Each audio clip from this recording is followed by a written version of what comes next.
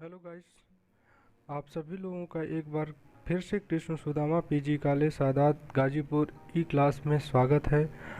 आज हम सब एक बार फिर से ऑनलाइन क्लास में अपने पठन पाठन को सुचारू रूप से चलाने का प्रयास कर रहे हैं, जिसमें आज का चैप्टर है पाठ्यक्रम के निर्धारक व विचारणीय विषय। जिसमें पाठ्यक्रम के निर्धारक व विचारणीय विषय के बारे में बात करते हुए हम लोग अपने इस क्लास के माध्यम से जो ऑफलाइन क्लास बाधित हो गई थी उसे इस माध्यम से ऑनलाइन क्लास के माध्यम से सुचारू रूप से इसी प्रकार निरंतर चलाते रहेंगे।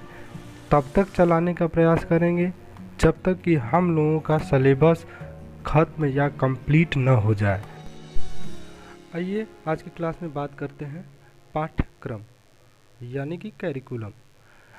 पाठ्यक्रम दो शब्दों से मिलकर बना है, पाठ्य प्लस क्रम, जिसमें पाठ्य का अर्थ होता है पढ़ी जाने वाली विषय वस्तु तथा क्रम का अर्थ होता है क्रमानुसार विवरण, अर्थात पाठ्यक्रम का अर्थ होता है पढ़ी जाने वाली विषय वस्तु का क्रमानुसार विवरण। पाठ्यक्रम का उपयोग किसी मानक उपाधि को प्राप्त करने के लिए किया जाता है, जिसमें मानक उपाधि का अर्थ होता है किसी उद्देश्य के लिए किया गया कार्य। पाठ्यक्रम के बाद बात करते हैं पाठ्यक्रम का प्रत्यात्मक ढांचा। जैसे शिक्षा जीवन पर्यंत चलने वाली प्रक्रिया है जिसके द्वारा व्यक्ति के व्यवहार में निरंतर परिवर्तन और परिमार्जक होता है। यह मानव को विश्वास के शिखर पर पहुंचाने वाली वह सीढ़ी है जिसके माध्यम से व्यक्ति अपने मन चाहे क्षेत्र व सफलता प्राप्त कर सकता है। इस सफलता प्राप्ति के मुख्य रूप से शिक्षाओं के औपचारिक व अनौपचारिक माध्यमों का योग होता है। औपचारिक साधनों के अंतर्गत वे माध्यम आते हैं जिनका नियोजन कुछ निश्चित उद्देश्यों की पूर्ति के लिए व्यवस्थित ढंग से स्थापित प्रक्रिया विद्यालय तथा विद्यालयी जीवन से ही पूर्ण नहीं हो पाती है, बल्कि यह विद्यालय से बाहर तथा जीवन भर चलने वाली रहती है। अतः व्यक्ति के व्यवहार में परिवर्तन लाने वाली ये परिस्थितियां जो सुनियोजित ढंग से व्यवस्थित न होने पर भी उसे शिक्षा प्रदान करती है, औपचारिक माध्यम के अंतर्गत आती हैं। इस प्रकार इन दोनों ही माध्यमों से प्राप्त शिक्षा द्वारा बालक की बहुमुखी विकास का सृजन होता है, अर्थात शिक्षा व्यवस्था निम्न होती है।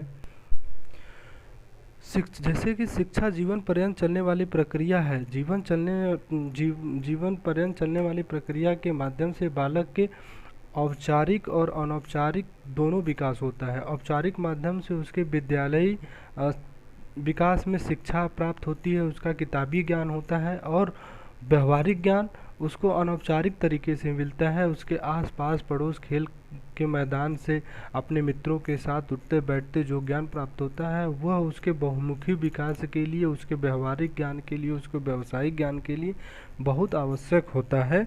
प्रत्यात्मक ढांचा के बाद बात करते हैं पाठ्यक्रम के अर्थ के बारे में। पाठ्यक्रम का अर्थ होता है, पाठ्यक्रम को अंग्रेजी भाषा में कैरिकुलम कहते हैं, जिसकी उत्पत्ति लैटिन भाषा के क्यूरी शब्द से हुई है, जिसका शाब्दिक अर्थ होता है दौड़ का मैदान, ए रेस कोर्स। सीधे शब्दों में कहा जाए तो पाठ्यक्रम वह क्रम है जिसे व्यक्ति को अपने गंतव्य स्थान पर पहुंचने के लिए या पार करने के लिए वह दौड़ का मैदान पार करना होता है, अर्थात यह दौड़ के मैदान की तरह होता है जिसमें बालक को तब तक दौड़ना पड़ता है जब तक कि उसका उद्देश्य पूरा न हो जाए। पाठ्यक्रम के अर्थ के बाद पाठ्यक्रम की परिभाषा के बारे में बात करते हैं, जिन्हें निम्न विद्वानों ने अपने अपने परिभाषाओं के माध्यम से व्यक्त किया है। जिसमें सबसे पहले आते हैं पॉल हिरस्ट के अनुसार पाठ्यक्रम ऐसी गतिविधियों का समायोजन है जिसके द्वारा छात्र जहां तक संभव हो निश्चित परिणामों व उद्देश्यों को प्राप्त करते हैं। दूसरे हैं कनिंघम के अनुसार, इन्होंने अपनी परिभाषा दी है, पाठ्यक्रम कलाकार के हाथ में एक साधन है जिससे वह अपनी सामग्री को अपने आदर्श उद्देश्य के अनुसार अपनी चित्रशाला में ढालता है या ढाल सकता है।